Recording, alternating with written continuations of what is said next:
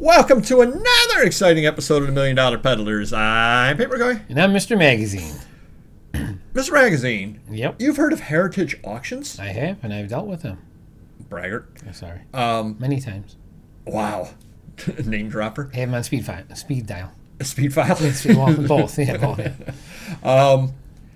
I received something from them today, as I'm a big spender that you obviously would not have received because you're a cheap Charlie.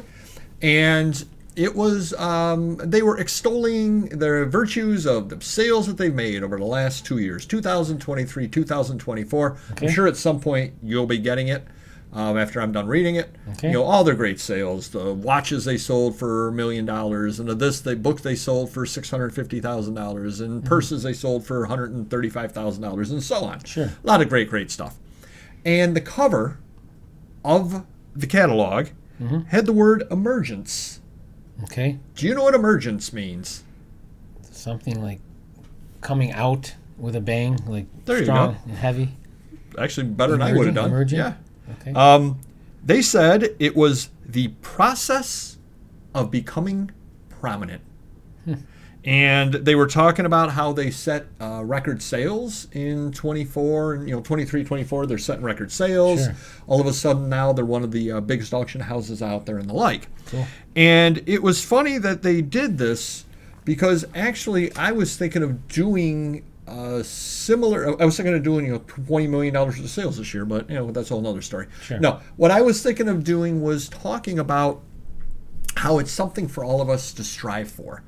And this gives us the perfect opportunity. When we started the channel, and we are just a small channel, there's no doubt at all about that. We are a small channel. When we started this channel, I was a pretty big deal on the local level. I was a local celebrity, but I was really local. I mean, really Rochester, the dealers all knew me here. Sure. And you were a regional dealer. Well, at this point, over the last couple of years, because the channel is a big part of it, but we've also been working hard toward it. I've been going to Allentown and all those shows. I think I've kind of moved my way up to a regional dealer, and I think at this point you're a national dealer. And Sure. people know your name, people know my name, and so on. And I take that as a point of pride.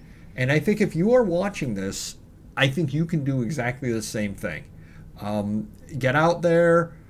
Get your business card out there. Don't be afraid. And I think this is one of the biggest things that Mr. Magazine learned a long time ago. Don't be afraid of the big deal. Yeah. Because it puts you on the map, and people know that you're serious at that point. Sure. And one of the things when we were talking with Mr. Buys a lot, and there I am name dropping, look how important I am. When we were talking with Mr. Buys a lot, he said that what he found, and I'm going to ask Mr. Magazine his opinion, was that you can move collections easily until you get to about the $10,000 mark. And once you cross that $10,000 mark, it becomes difficult to move them because you have a limited number of people with the resources and a limited number of people with the ability. And let's be honest, leaving out, you call me and you say, Paper Guy, I got this collection for you. It's $50,000, and I come by and it's seven comic books. Yeah. Okay, then money is the problem, Right. potentially, not being able to handle 7 comic books. Sure. But usually if somebody calls you and they say, I got a comic book collection for $50,000, it's not 7 comic books. Right. And so on. Yeah. So what is your feelings on what he said and how it works into your business plan? Yeah, I totally agree with that. And, right now we're branching more out into the adult aspect because that's where the money's coming in, and I've been growing huge. I've been emerging out of that category Nice. there. But That's the longest you've ever paid attention. No, exactly.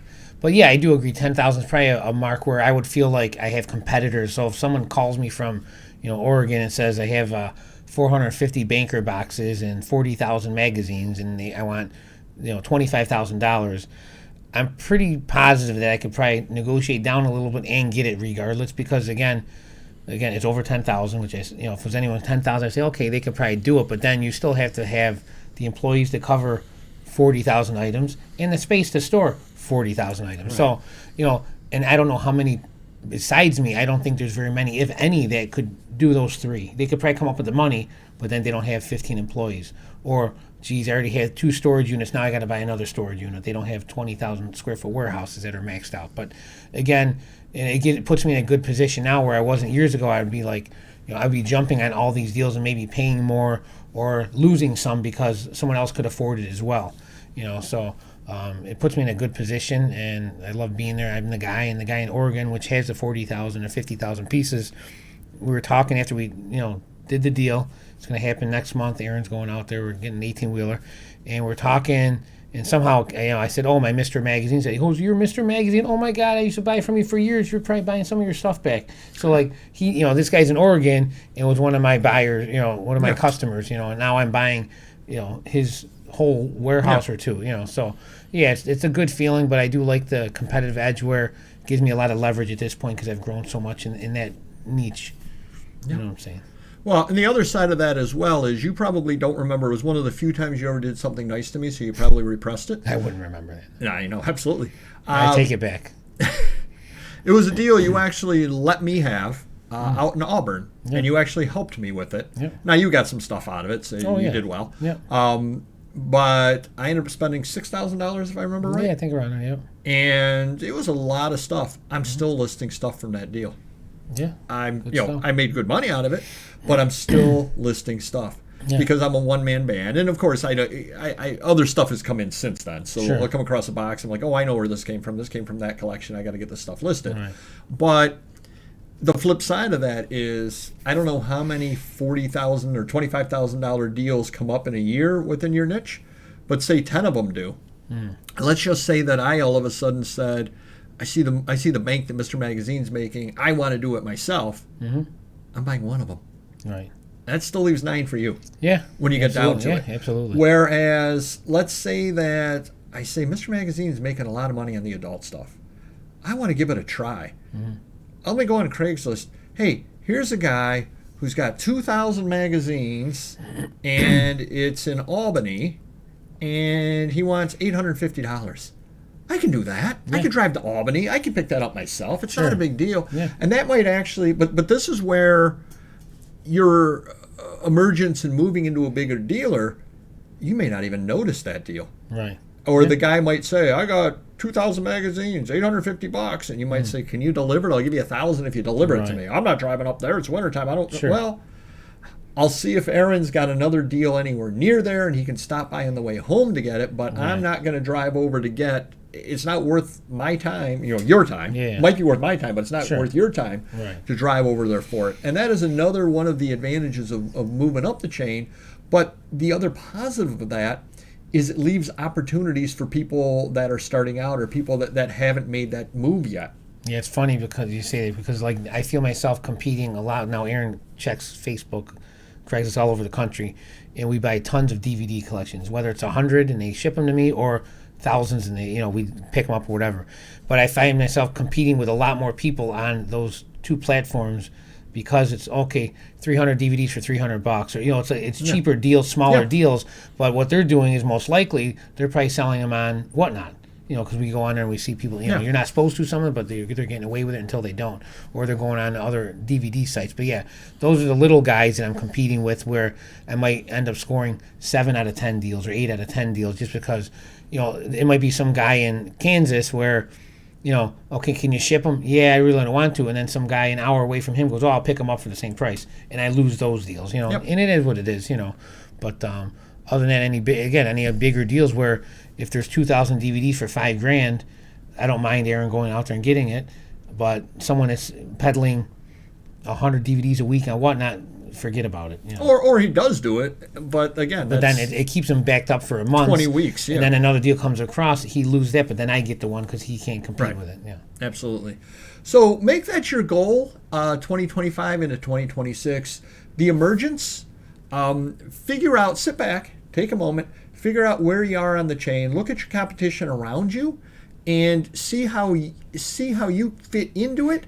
And there's no right or wrong answer. If you're the big dog, great. If you're somebody feeding off the crumbs, great. I fed off crumbs for 20 years. Absolutely nothing wrong with that. You can make a living feeding off the crumbs. Absolutely you can. no doubt at all. Just figure out where you are and figure out where you want to be and what's going to take to get from step 1 to step 2, or from where you are now, point A to point B. Sure. Figure that out. And I will say, if you do want to get bigger, there are plenty of things out there, plenty of Facebook groups, plenty of Discords, plenty of this, plenty of that. Be active. Yeah. Be active in them. Let people know. Go around to the various shows around you. Let people know as well, hey, I'm a serious buyer. I'm this, I'm that. Yeah.